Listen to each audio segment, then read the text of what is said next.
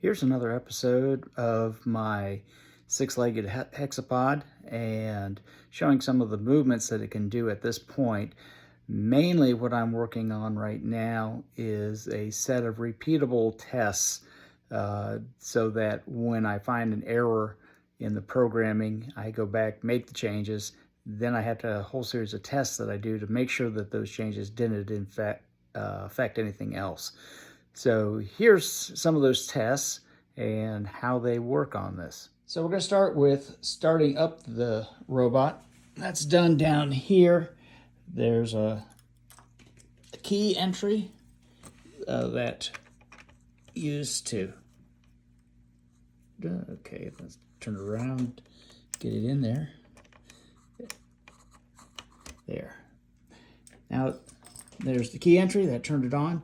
Now we'll go ahead and turn on the computers, give them a second or two to start up, and you can see the lights going through the startup sequence.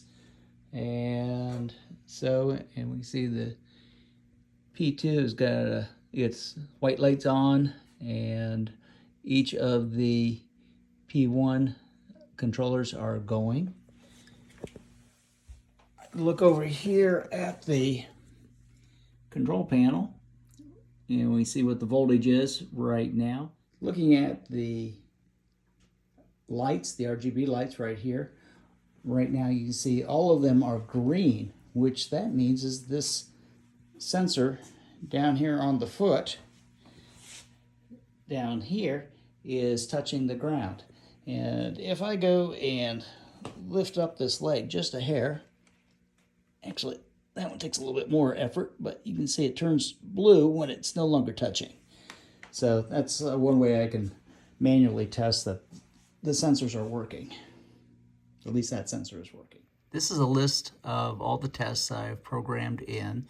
Actually, 0 through 8 are programmed in. The other 3 have yet to be done, and we'll be working on those a little bit later. We're going to run test 0 first and show that this one says no movement. So this is just a pull data for the leg position. Here's what happens when we start up.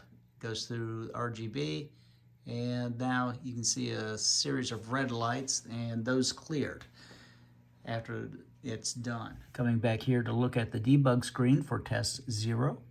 It says display all leg positions, no movement. So we start up here with leg 1. Tells me my X, Y, and Z position. And what I'm going to be doing, looking leg 2, 3, 4, 5, 6. I look at the X, Y, and Z, and they should be very close to each other, especially the Z's. 6 is a little out, and that's a question. 6 and, okay, it looks like 3 is also a little bit out from where I would expect it to be.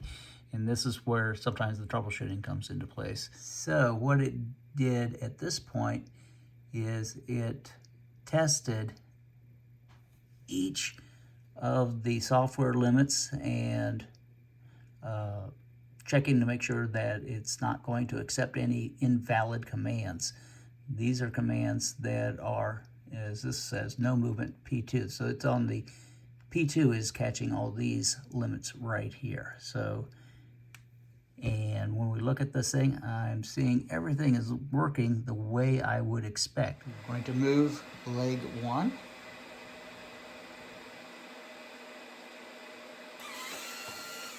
And there we see it moved, it lifted the leg, and also it pushed the tibia out a little bit.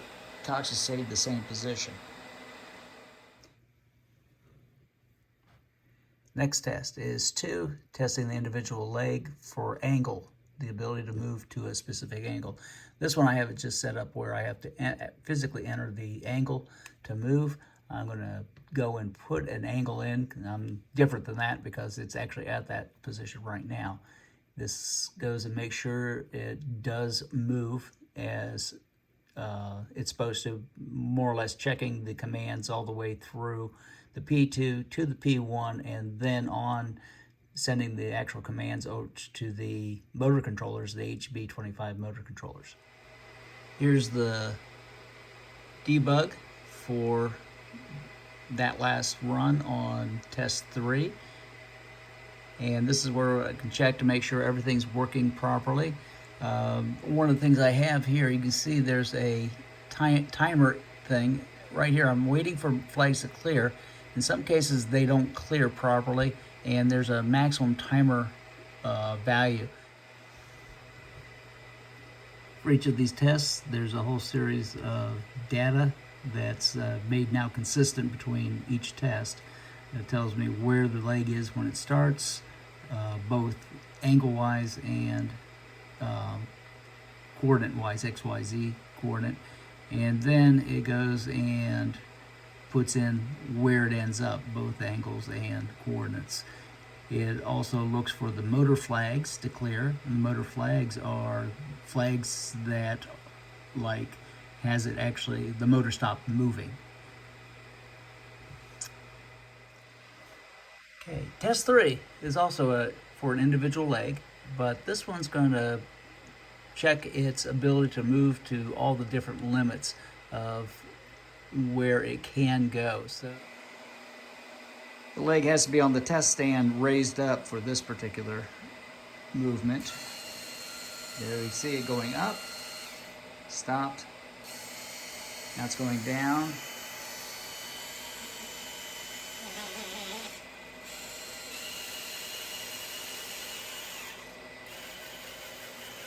And we can also see the lights changing as it's doing various movements.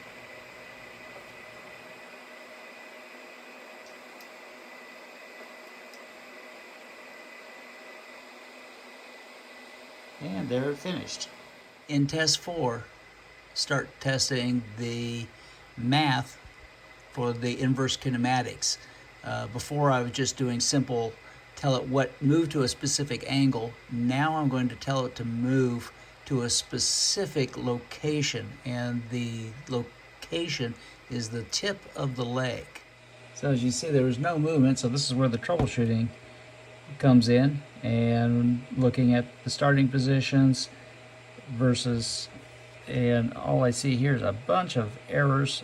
Starting a movement, it's saying, okay, for leg 1, couldn't move. The P2 said don't move because you're beyond the minimum angle, and if we look at the command it was calculating to set, it was a minus 68.6 degrees. 0 is the minimum, so no negatives there. So that's the error there.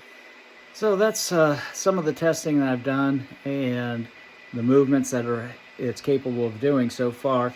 Right now it's still testing things and finding little bugs like you just saw with test number 6, working out what caused it, and is it actually a problem? Is it a bug? Is it a code problem?